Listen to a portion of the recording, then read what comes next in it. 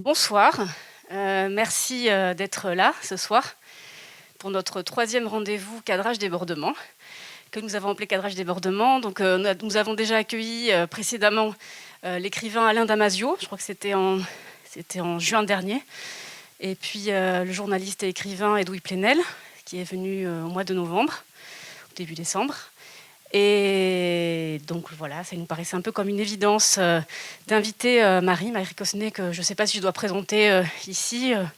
Je pense que beaucoup d'entre vous la connaissent déjà. Et l'idée, c'est aussi que dans ces rendez-vous-là, qui nous permettent aussi de nous extraire un peu du flux de l'actualité, de nous poser quelques questions. Et l'idée, c'est aussi de donner une carte blanche à notre invité. On est aussi des cinéastes qui soient présents, bien sûr. Et là, il se trouve qu'on a... c'est parfait, parce que Marie donc, a choisi un film qui est Ailleurs partout, et qui nous permettait de recevoir aussi les deux réalisatrices, Viviane Perren-Butter et Isabelle Ingold, qui présenteront le film à l'issue de cette rencontre avec Marie. Donc on enchaînera en fait la présentation de Marie et la projection du film, et ensuite on aura un petit échange avec les deux réalisatrices. Voilà, Marie, je te laisse la place. Bonsoir. Je vais ici poser un texte par touche, par bribes, par point, non pour imiter l'objet cinématographique que vous allez voir, mais parce qu'il est tout aussi difficile de dire que de montrer. Alors nous dirons par touche, avec détour. Ce dont il est question ne possède pas de fil narratif simple. Ce dont il est question pose question à la représentation, qu'elle soit écrite ou filmée. Partout dans le monde, des mondes sont en route, en déplacement. Partout dans le monde. Un mouvement d'empêchement est en cours. Et partout, des communautés, des populations perdent des membres, des fils, des filles, des frères, qu'ils ne peuvent ni enterrer ni pleurer. Partout, des trajectoires s'inventent, des espoirs fous sont suivis de désespoirs fous. À tout prix, nous cherchons la vie, d'abord celle qui sort des clous, nous promet l'aventure, et puis nous cherchons l'autre, la vie normale, celle qui nous donnera par exemple, et j'ouvre les guillemets, le luxe de la concentration, le luxe d'un projet. Parfois dans cette vie normale, quand après un infini de temps elle se présente, nous sommes comme hébétés. Sans papier, je travaillais, dit Mehdi, à la plonge, tout le temps. Maintenant, quand je me présente sur le Vieux-Port avec mon titre de 10 ans, maintenant que je peux avoir un contrat, on me dit non, au noir. 500 € par mois. Je ne prends pas. Si bien que sans papier, je travaillais, avec papier, pas du tout. Les migrations au XXIe siècle appuient là où ça fait mal.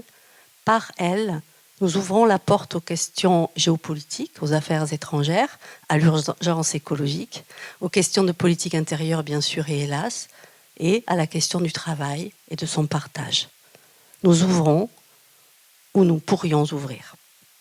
Les migrations au XXIe siècle pourraient être la question par où considérer les autres. Dans Voir venir, écrire l'hospitalité, avec Mathieu Paul Bonneville, nous écrivions que celle-ci était une des questions cardinales de notre temps. Alors, posez ici un texte qui ne soit pas un commentaire du film, que vous n'avez pas encore vu, mais qui le double légèrement et poliment, qui le répète en quelque sorte, ou qui l'annonce. En tout cas, le prolonge, mais sans le dévoiler. J'ai parlé de touches légères, je vais suivre l'ordre de mes idées qui parfois ne sont pas des idées, mais des images, qui parfois ne sont pas des images, mais des commencements ou des rêves éveillés. Je vais suivre l'ordre de mes idées qui suivent celles que le film propose. Images fixes, images en mouvement, images issues des caméras de surveillance, montées et remontées, bribes, voix off, SMS écrits, conversations enregistrées, reproduction d'entretiens d'asile. Ceci n'est pas une critique de film. Disons que le film m'a donné à voir et à penser ce que je vais essayer de vous donner ici, à entendre et à penser. 1. Une lumière dans la nuit. La lumière bouge, se déplace latéralement, horizontalement, lentement. Parfois, un arrêt, on le croit ou le craint, mais non, elle ne s'arrête pas. Elle ne s'arrêtera pas. Très lentement, le jour se lève, il est gris, on devine des esquifs. 2. Ça peut recommencer. Ça recommence parce que ça a commencé avant nous. Qu'est-ce qui a commencé avant nous? Le déplacement. Quelqu'un se met debout. Il s'agit toujours de quelqu'un qui se met debout.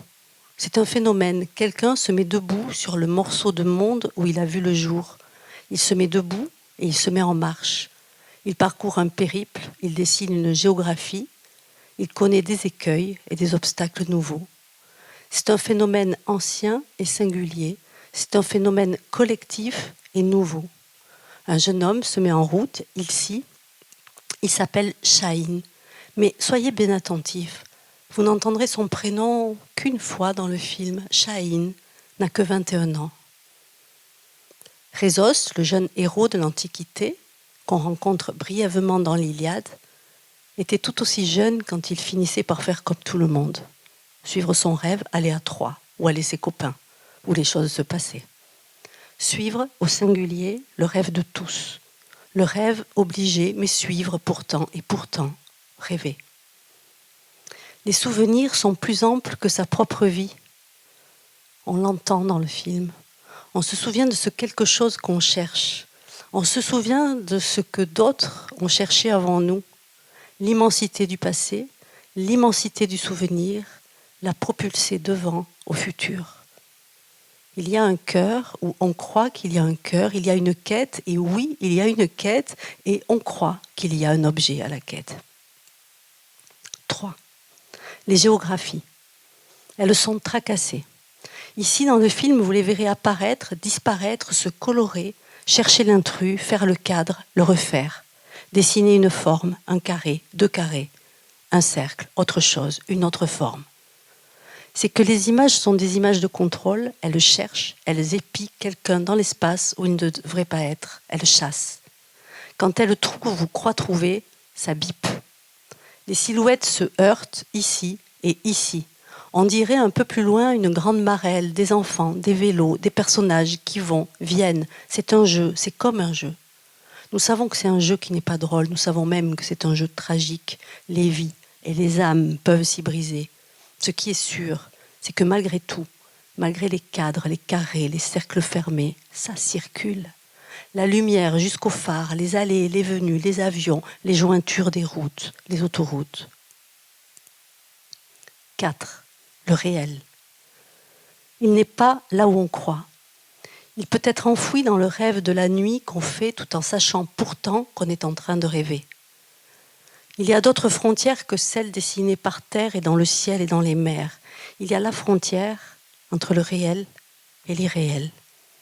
Parfois, d'un coup, je plonge dans l'irréel. Ça arrive au moins une fois dans sa vie de plonger dans l'irréel. Le jeune homme iranien, Shahin, quand il est arrivé en Angleterre, qui est le but, le cœur de la quête, plonge dans l'irréel. En fait, le voici arrivé dans l'irréel.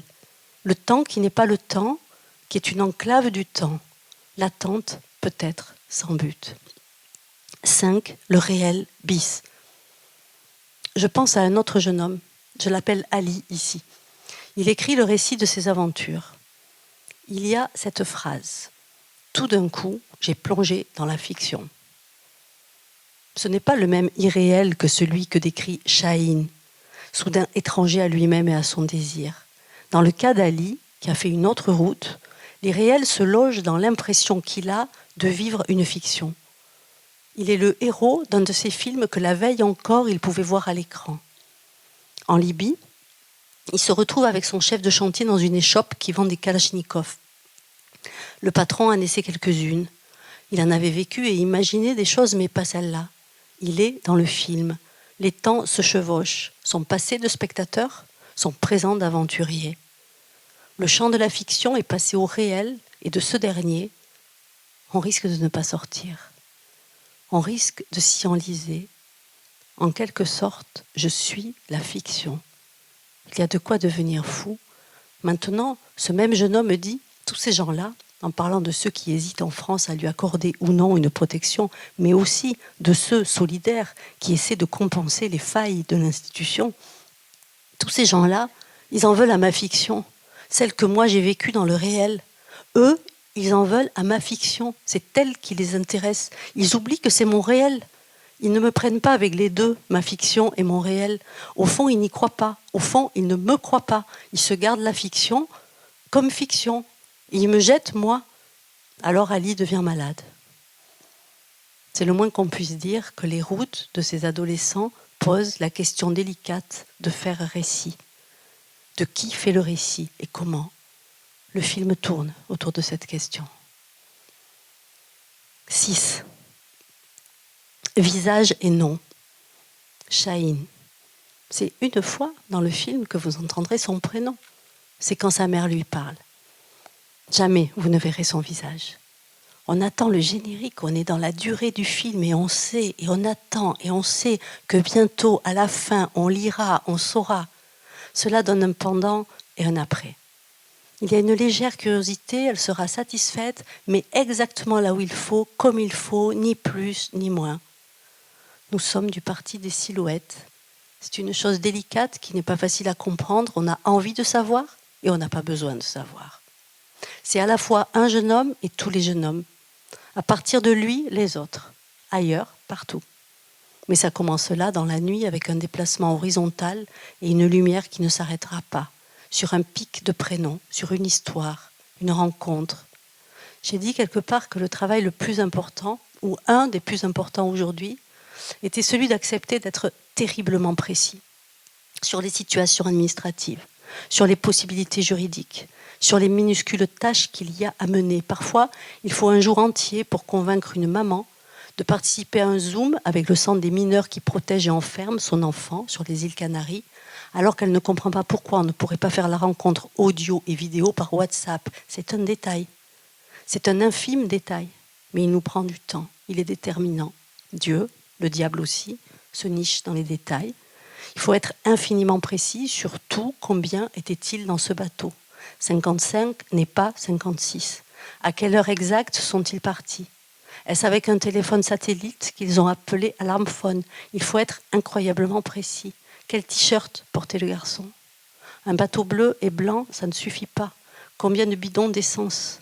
Appelons l'ICA mobile pour savoir combien de jours un numéro reste attribué. Il faut être précis et technique et à la fois suffisamment flou. Précis et flou à la fois. C'est notre nouvel effort. C'est notre nouvelle éthique. À la fois, je veux tout pointer sans facilité pour démarcher comme il faut. À la fois, je sais que je ne comprends pas ou que je ne comprends pas ou que ce que je ne comprends pas est ce qu'il y a de plus partageable, le fond du fond de l'histoire, peu importe les cadres et les formes qui en serrent. Je ne comprends pas et je ne veux pas savoir. Je veux comprendre et ne pas savoir. Je n'ai pas besoin du visage de Chahine. 7. Prologue. J'ai écrit le prologue suivant au livre des îles. Les personnes rencontrées, leur situation en Europe ne permet pas toujours de les inscrire nettement dans l'identité. Il faut dire que j'ai du mal avec l'inscription dans l'identité en général. Mon regard, ma voix, jamais effacée, se mêlent au regard et aux voix des autres. Des jeux multiples, multipliés. Les personnes rencontrées ne se réduisent évidemment pas à ce que je dis ou vois d'elles. Certes, je les croise en un moment crucial, autour de questions cruciales, mais aucun moment ne rend compte de la longueur et de la complexité des chemins. Enfin, si les géographies sont des sortes de fictions politiques, les personnages peuvent l'être aussi, et c'est joyeux. Nous sommes du parti des silhouettes. J'ai conservé les prénoms des personnes à qui j'ai demandé si elles étaient d'accord pour figurer dans ce texte. J'ai transformé les autres. 8. Un lien ténu. Je parle ici de lien ténu, ailleurs, partout, certes. Mais ici, ce jour-ci, quelqu'un rencontre quelqu'un. C'est une rencontre qu'on ne sait pas nommer. Amitié, relation, familiarité, autre chose encore. La voix off qu'on entend à l'écran rencontre le jeune homme qu'on entend et qu'on lit aussi. La relation, par téléphone, quelquefois, directement. Le plus souvent des audios, des SMS. Cette relation-là, fragile, petit lien, petit fil, elle n'est pas grand-chose. Et elle est immense. Elle existe entre les appels ou entre les messages. C'est menu, pourtant une immense émotion. J'ai, comme le jeune homme a la nostalgie de ce qu'il ne connaît pas encore, la nostalgie de ces moments où des choses si fortes se disent. Ce sera une telle merveille. Tout ce que je ne connais pas. Ma vie va enfin commencer. Une chose aussi simple que je voudrais voyager dans le monde. On est séparés, inséparables. On s'entend, se répond. On a les mêmes merveilles et les mêmes folies. La voix rencontre la voix du film. La rencontre, cette rencontre, a lieu en Grèce parce que le jeune homme est arrivé par la Turquie, depuis l'Iran. Il raconte. 9, Téhéran. Moi aussi, à Lesbos, une des îles grecques dont parle Chahine, jeune homme, j'ai rencontré quelqu'un. Vous allez entendre ici Chahine raconter, comme on peut raconter décemment, le passage de Téhéran à la Grèce. Téhéran, puis la Turquie, puis l'île grecque, puis la Grèce, puisqu'il fait partie de ceux qui arrivent à obtenir un laissez-passer pour quitter l'île, le tampon qu'il faut. Il y a les couleurs des tampons. Ceux qui ont le bleu peuvent partir, ils sont jugés vulnérables. Les autres, bien plus nombreux, tampons rouges, restent à Moria. Dans le bus de Moria à Mytilène, j'ai rencontré Amidou. Un peu plus tard, dans un café, il m'a raconté l'asile. Il m'a raconté la chrétienne qu'il a voulu épouser, ses parents étaient contre, il a dû fuir. Puis il m'a raconté une autre histoire, laquelle je préférais, puis une autre encore, j'avais l'embarras du choix. Et lui, beaucoup d'humour. J'ai rencontré Amidou, parti du Burkina quelques années auparavant, arrivé à Téhéran. À Téhéran, à Téhéran. À Téhéran, oui, et de là, parti en Turquie. Dans un camion, on faisait des pauses chaque nuit, on nous mettait dans des petites maisons, on venait nous chercher au matin et la suite on la connaît. Amidou aurait pu à Moria rencontrer Chahine. Comme lui, il a eu le tampon pour partir en Grèce, il l'a fait, puis il est revenu sur l'île. L'histoire s'écrit sur l'île, par hasard et aussi par choix. Les lieux de vie ou d'attente, c'est comme les routes. Partir de Bamako pour Téhéran, c'est un hasard et c'est un choix. Moitié, moitié. Aux Canaries, en 2021 et 2022, arrivent des Comoriens, arrivent des Sri Lankais, arrivent des Bangladais. En 2021 sont arrivées sur les îles Canaries 25 nationalités. Maintenant, je reste pour aider ceux qui sont dans les camps, dit Amidou. Je suis un des seuls Burkinabés de l'île. Une rencontre, j'ai dit. Vous allez entendre ceci, en voix off, à l'écran. Je l'ai rencontré, lui. Il avait un regard doux, un sourire constant sur les lèvres. Il disait de son périple que c'était l'aventure dont il avait toujours rêvé. Il disait, il voulait être boxeur, il aimait le risque. Les lumières clignotent, grossissent, rétrécissent. C'est une rencontre. C'est je et c'est il. C'est bientôt un autre jeu par le truchement des messages, SMS, WhatsApp, le monde qu'est WhatsApp et le monde qui est sur WhatsApp.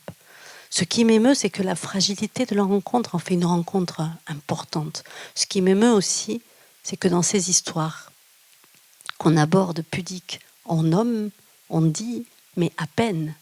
Cette sorte d'identification pauvre, j'ai envie de dire. On tremble, on est dans un lieu où la perte d'identité est toujours possible, où on peut basculer, perdre, se perdre. On laisse des traces, des traînées, des indices, les lumières gagnent. Et le jeune homme écrit. 10. Faux. Le fil du récit, à la fois banal et immense. Quand tu es dans l'avion Schengen avec un faux pardon, un vrai passeport. Faux parce qu'il n'est pas à toi, mais vrai. De toute façon, tu es allé si loin dans l'oubli de ce qui est toi qu'en toute bonne foi, tu vas le dire vrai, vrai de toi. Faux, vrai, faux, un nom, un autre, un de voyage, qu'on coupe en morceaux, en cachette, dans les toilettes, puisqu'il s'agit ici de ne présenter rien d'autre que soi. Un soi sans rien, sans passeport, sans ambassade, sans histoire, sauf celle qui convient. Pas une autre histoire que l'histoire qui convient. Et tout le reste, les joies, les péripéties, qui ne rentrent pas dans le cadre. tout ce qui fait que tu n'es pas qu'un réfugié, tout le reste disparaît. Il s'agit de se présenter dépouillé, de dire « je demande l'asile ». Chahine dit « je suis réfugié ». Il dit l'objectif. Sa parole est prophétique. Il dit le futur. Le présent est gommé. Il sera cette longue absence d'attente. Le temps aboli. On n'y est pas. Mais là, tout de suite, on commence. Ça commence. Je suis réfugié. 11. Le temps des textos et le temps des dialogues. Je voudrais voyager dans le monde entier. L'immense simplicité du souhait qui cache l'infinie difficulté du même souhait. Ce sera une telle merveille. Ce que je ne connais pas, ma vie va enfin commencer. C'est alors, je crois, quand on entend cette phrase, qu'on voit des entrelacs de routes, des autoroutes, dans le silence ou presque. Dans ce film, on circule. On ne fait que circuler. Les lumières se déplacent, les silhouettes et les voitures. Qui a dit qu'on ne circulait pas? On ne fait que ça. On ne fait que circuler. La merveille et le monde entier me font un grand bien. Nous voulons tous la merveille et le monde entier. Un jour, on se met debout, commence le voyage et c'est une épreuve immense. La Turquie, l'argent, les bateaux, la nuit noire, les eaux poisseuses, les gardes-côtes, l'île, échapper à l'île, la ruse, les miettes de passeport. Pourtant, c'est si simple, c'est une parole d'enfance. Je veux voir le monde entier. Et le vœu d'enfance, on le réalise. On va se revoir, peu importe le temps, dit Chahine. On l'entend à l'écran, à sa mère qui rit. Rien ne nous séparera, répond la maman. Elle rit encore. C'est dans ces dialogues que Chahine, dont on ne voit pas le visage, on l'entend rire. Texto, dialogue, audio, voix off, images heurtées, déplacements, lumière, taches de lumière. Je me suis surprise à penser et dire que ça fait un récit, que ça fait un fil narratif.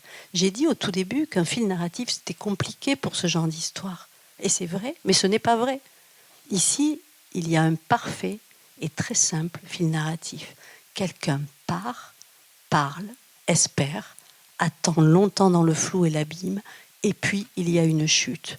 On ne dira pas laquelle, mais vous verrez, il y aura une chute. Après le début, après le temps du milieu, qu'on appelle l'irréel, et qu'on pourra appeler aussi attente-folie.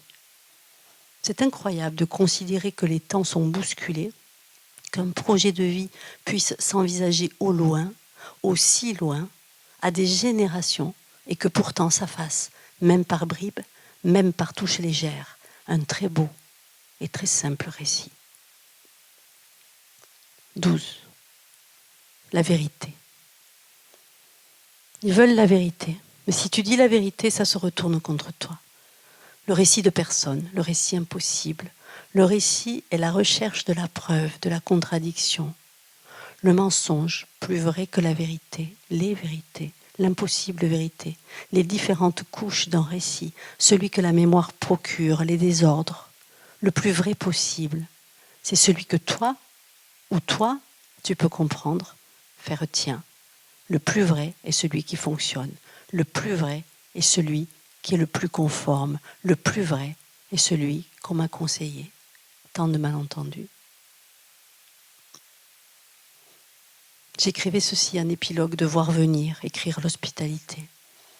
Malgré les conditions européennes, je suis reçue dans des familles accompagnantes.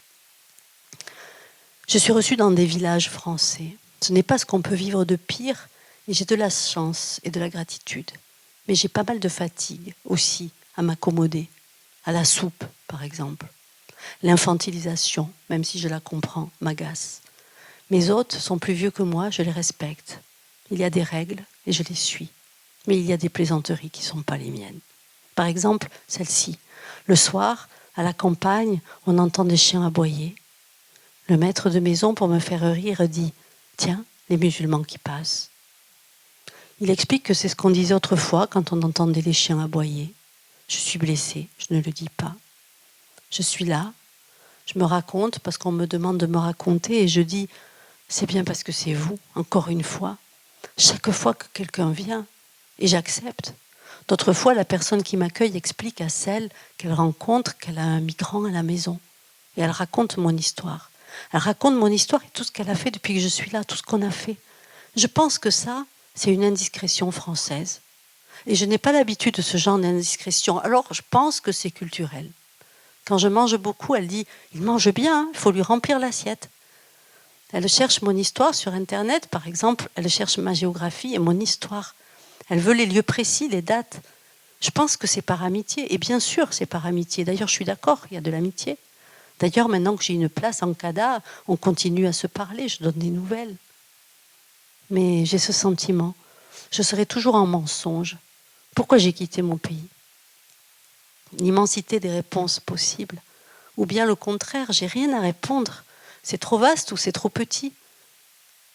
Est-ce qu'il ne suffit pas de laisser un peu flotter les raisons? Parce que parmi mes raisons de départ, il y en a qui sont politiques, historiques. Je ne sais pas, il me faudrait un sacré recul et ce n'est pas le moment. Ou alors je vais reprendre et reprendre le récit que je sais. Je crois le savoir, je l'ai répété. Je ne sais pas très bien ce qu'il vaut. Il ne me ressemble pas tout à fait. Ou alors à un certain aspect de moi, mais je ne sais pas très bien lequel. Je ne sais pas, je voudrais faire ma prière sans me cacher. Ou alors un autre récit, un pas plus faux, un que j'ai attendu, un que j'ai entendu, un que la personne qui me demande, avec toute sa curiosité et son don pour la précision, peut comprendre. C'est un peu moi, bien sûr, dans ce récit. Parce que les frères, tout ça, on est des frères avec des destins communs, on communique. Je vois bien que c'est un peu plat ce que je dis, encore trop plat. Et je ne veux pas que quelqu'un pleure, moi je ne pleure pas. En plus, je ne suis même pas passée par la Libye, ni les forêts de Ceuta. C'est un peu plat, quand même. Ce que je dis, c'est proche du vrai. Hein. Quand mon auditeur désire des précisions, mon ignorance se révèle, tout se renverse. C'est si précis que c'est n'importe quoi. C'est si précis que c'est ou tout vrai ou tout faux. Parce que le faux est compris dans le vrai. Ah, il faut que je te trouve des exemples. Attends, je dis que j'ai quitté l'école juste avant de passer le bac, à 17 ans. C'est ce que j'ai dit, je continue à le dire. Alors on m'a inscrit en année de bac ici. Je m'en sors bien, ce qui est vrai, c'est que je finis mon bac ici, en France, dans le village. Je ne sais plus du tout l'année où j'ai quitté l'école. L'année des soucis, mon père est mort, mon oncle qui ne payait plus l'école et les émeutes. Le faux, je n'ai pas arrêté l'année du bac, peut-être avant, mais c'est pas loin du vrai.